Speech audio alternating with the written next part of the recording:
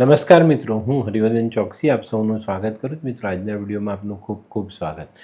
મિત્રો, દર અઠવાડિયાની જેમ આજે પણ આપણે જોઈએ કે ભાઈ દર શનિવારે આપણે જે એક માહિતીસભર વિડીયો જાણીએ, જેમાં આ અઠવાડિયામાં આપણે શું જાણીએ. તો મિત્રો, આ અઠવાડિયામાં છે ને અમુક એવી વાસ્તુની ટિપ્સ તમને આપું જેનાથી તમારા જીવનમાં સુખ, સમૃદ્ધિ અને સ્વાસ્થ્યનો વધારો થાય. જો તમારા જીવનમાં સ્વાસ્થ્ય નથી તો આજનો વિડીયો તમારા માટે ઉપયોગી. જીવનમાં સમૃદ્ધિ નથી, એ કેમ નથી એનું જ્ઞાન તમને આજનો વિડીયો આપી જાય. તો મિત્રો, આપણે શરૂઆત કરીએ. આપણે પહેલાં આરોગ્યની બાબતમાં. આપણે જ્યારે બી ઘર બનાવીએ ત્યારે સૌથી પહેલું ધ્યાન રાખવાનું છે કે ભાઈ આપણા ઘરમાં ઈશાન ખૂણામાં કે અગ્નિ ખૂણામાં ટોયલેટ ના આવે. આ જગ્યા પરનું ટોયલેટ તમને જીવનમાં મુશ્કેલી આપી જાય છે. તો અહીંયા થોડીક સાવધાની તમારા માટે ઉપયોગી સાબિત થાય ને જીવનમાં ઘણી બધી સમસ્યાનો હલ આપણે લાવી શકીએ. ઈશાનમાં રહેલું ટોયલેટ માણસને માંદગી આપે, મહારોગ આપે, આર્થિક રીતે ભીસમાં રાખે છે. તો આ બાબતને આપણે પહેલેથી જ જાણીએ. આપણા ઘર બનાવતી વખતે આપણે એનું પ્લાનિંગ કરીને ચાલીએ તો ચોક્કસ આપણે આ બાબતથી બચી શકાય. તો પહેલો પોઈન્ટ, ઈશાન કે અગ્નિમાં ક્યારે પણ ટોયલેટ બનાવવું નહીં. વાસ્તુના નિયમોમાં બીજી એક વસ્તુ છે. આપણે ખબર, ઘણી વખત આપણા ઘરના ફ્લોરિંગમાં સફેદ માર્બલ બિછાવી દઈએ છીએ, તો એ નહીં કરો. પ્યોર વ્હાઇટ માર્બલ તમારા પગ નીચે આવશે તો મુશ્કેલી સર્જાશે. તો આ વસ્તુ છે ને, જે એકદમ પ્યોર વ્હાઇટ માર્બલ, એ મંદિરો માટેનું સાધન કહેવાય. તો એ આપણા ઘરોમાં ન આવવું જોઈએ. તો આનું પણ એક જ્ઞાન આપણી પાસે હોવું જોઈએ.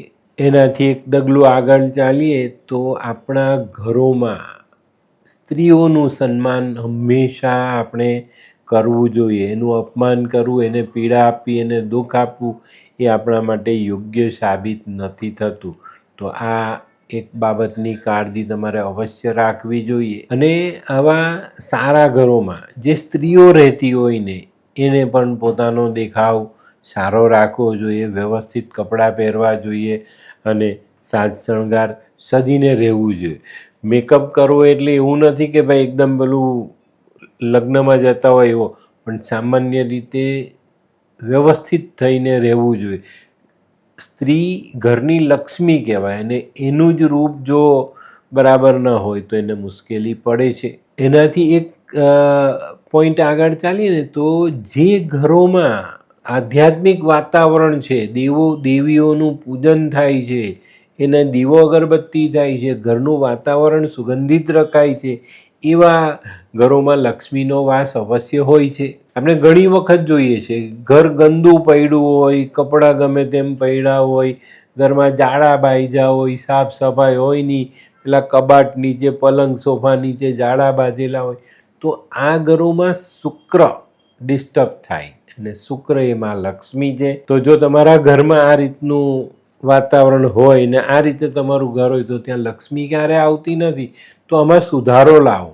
આમાં સુધારો ખાલી તમારે એક નાની થોડીક મહેનત કરવાની છે અને વ્યવસ્થિત કરવાનું છે.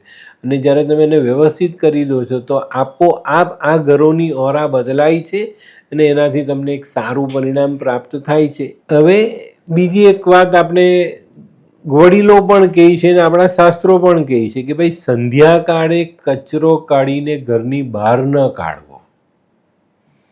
તો સંધ્યાકાળ એટલે શું?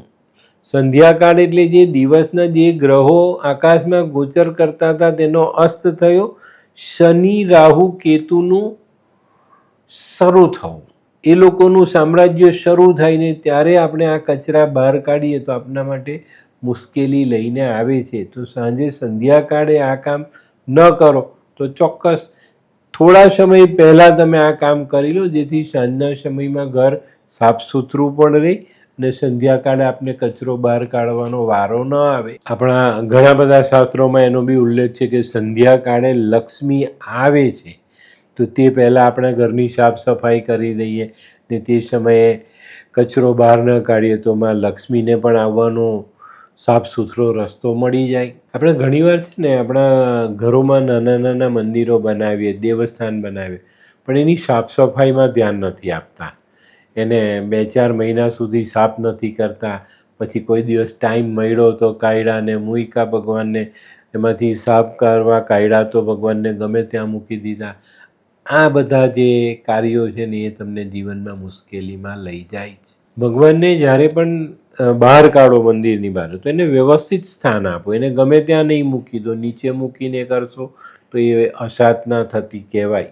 ઘરમાં જો પૂજાનું સ્થાન ઈશાન ખૂણામાં હોય તો આપણા ઘરમાં લક્ષ્મીનો વાસ રહે છે અને આપણા ઘરની બરકત હંમેશા વધતી દેખાય છે. હવે આજના મોડર્ન જમાનામાં એક ખાસ વાત છે, પલંગ પર પથારીમાં બેસીને જમવું.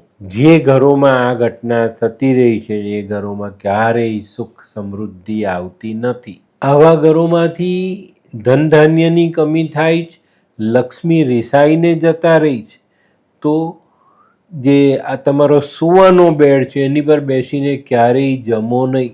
ભોજન કરવું છે ને તો સૌથી શ્રેષ્ઠ વસ્તુ છે રસોડાની જમીન પર બેસીને જમવું. કદાચ માની લો કે ભાઈ તમારા પગ ખરાબ છે, કોઈક એવી ઈજા થયેલી છે, કોઈક એવી ઘટના ઘટી જેને કારણે તમે જમીન પર નથી બેસી શકતા, તો રસોડાની પ્રિમાઇસીસમાં ખુરશી ટેબલ પર બેસીને જમો. રસોડાની બહાર જ્યારે તમે જમો છો ને ત્યારે એ રસોઈ પર રાહુ હાવી હોય છે. રસોડાની પ્રિમાઇસીસમાં રાહુ ક્યારે પણ આવતો નથી. તો રસોડામાં બેસીને જમવું એ આપણા માટે સૌથી શ્રેષ્ઠ નિયમમાં આપણે એને લેવું પડે ને માનવું પડે. તમે જોશો તો અત્યારના બાંધકામની આપણે એક ચર્ચા કરીએ. અત્યારે આપણે ફ્લેટોમાં કે બંગલામાં જઈએ જ ને તો રસોડું એક નાનું સરખું થઈ ગયું, ડાઇનિંગ હોલ મોટો થઈ ગયો. હવે આની જ સામે આપણે ગામડાના ઘરો જોઈએ અથવા જૂના ઘરો જોઈએ તો જોજો, રસોડું મોટું હતું અને આગળનો ડ્રોઈંગ રૂમ નાનો હતો. કારણ કે સવાર સાંજની રસોઈ ઘરના માણસો જમવા બેસતા તો બધા ભેગા બેસતા અને ભેગા બેસીને જમતા. ને એ રસોડું હતું. રસોડું જ્યાં અગ્નિ પ્રગટે ત્યાં રાહુ આવતો નથી, ને રાહુ નથી આવતો તો એ સાત્વિક ભોજન આપણે જમીએ તો આપણે સારા સંસ્કાર પ્રાપ્ત થાય, સારી ઉર્જાઓ મળે, સારી શક્તિ મળે. તો આની પર કેમ ધ્યાન ન આપવું જોઈએ? લગભગ મેં જોયું છે કે આજના ઘરોમાં બધા અલગ અલગ જમવા બેસે. એક ડાઇનિંગ પર બેઠો, એક રસોડામાં બેઠો, એક બેડરૂમમાં ચાલ્યો ગયો, એક ડ્રોઈંગ રૂમમાં ટીવી જોતા જોતા જમે. આવું નહીં કરો. અહીંયા લક્ષ્મી તો નહીં જ આવે, પણ શાંતિ પણ નહીં આવે, સરસ્વતી પણ નહીં આવે. તો અહીંયા આગળ આપણે ખાસ કામ કરવાનું છે કે રસોડામાં બેસીને જમવું અને પરિવારના બધા સભ્યો જો સાથે બેસીને જમે તો બહુ જ ઉત્તમ અને સારું પરિણામ પ્રાપ્ત થાય. અને જ્યારે પણ તમે ભેગા મળીને જમો છો, ભોજન કરો છો ને, ત્યારે કોઈ પણ માણસે ક્રોધ નહીં કરવો જોઈએ. આ સમયે આવું ભોજન કરતી વખતે એવી ચર્ચા જ નહીં કરો જ્યાં કોઈ ક્રોધ કરે અથવા કોઈ અપશબ્દ બોલે. આવું થાય જ નહીં તો એ ભોજન આપણે બહુ સરસ રિઝલ્ટ્સ આપે છે. તો આપણે આની પર ચોક્કસ ધ્યાન આપવું જોઈએ. ઘરમાં કોઈ આડા ઊભા બીમ છે તો એની નીચે સૂવું પણ નહીં જોઈએ. એનાથી પણ માણસને એક અલગ પ્રકારનો સ્ટ્રેસ મળે છે, થાક લાગે છે. હવે ઘણી જગ્યા પર આપણે જોઈએ કે ભાઈ ઘરમાં કોઈક ને કોઈક બીમાર રહેતું જ હોય. તો એવા લોકોએ ઘરમાં શું કરવું જોઈએ? એવા લોકોએ ઘરમાં પોતું મારતી વખતે પોતું મારવાના પાણીમાં આખું મીઠું નાખવું જોઈએ. અને આવા મીઠાવાળા પાણીના પોતા તમે ઘરમાં મારો છો તો ઘરમાંથી ધીરે ધીરે બીમારી દૂર થતી જશે. અને મિત્રો, રસોડાના બેસિનનો કે રસોડાની ચોકડીનો નળ ક્યારે ટપકતો નહીં રાખવો. એ ટપકતો હશે તો ચોક્કસ તમને જીવનમાં તકલીફો આવશે. હવે છે ને, વાસ્તુમાં એક ખાસ વાત છે. તમારું જે રસોડું છે, ભોજન કક્ષ છે, એની સામે ન તો ટોયલેટનો દરવાજો હોવો જોઈએ કે ના તમારા ઘરનો મુખ્ય દરવાજો હોવો જોઈએ. જો આ બે વસ્તુ હશે ને તો પણ તમારા ઘરમાં નાની મોટી સમસ્યા કાયમ ઉદ્ભવતી રહેશે. તો આ બધી બાબતોને ધ્યાનમાં રાખીને ચાલશો તો ખૂબ સારા પરિણામ તમે લઈ શકશો. તો મિત્રો, આજનો જે વિડીયો છે એ તમારા માટે ખૂબ ઉપયોગી સાબિત થશે. અને નાના નાના ટૉપિક્સ મેં આપ્યા છે, એને જો તમે જીવનમાં જોડશો અને જીવનને સુખી સમૃદ્ધ બનાવવાની દિશામાં આગળ વધશો તો સારી અને જલ્દી સફળતા પ્રાપ્ત થશે. તો મિત્રો, આજનો વિડીયો તમને ગમ્યો તો લાઈક કરો, શેર કરો, યુટ્યુબ જોનારા શેર કરે અને સબસ્ક્રાઈબ કરે. હું હરિવર્ધન ચોકસી આપ સૌની રજા લઉં. ફરી મળીએ નવા વિડીયોમાં નવી જાણકારી સાથે. તો ચાલો બદલીએ જિંદગી. નમસ્તે.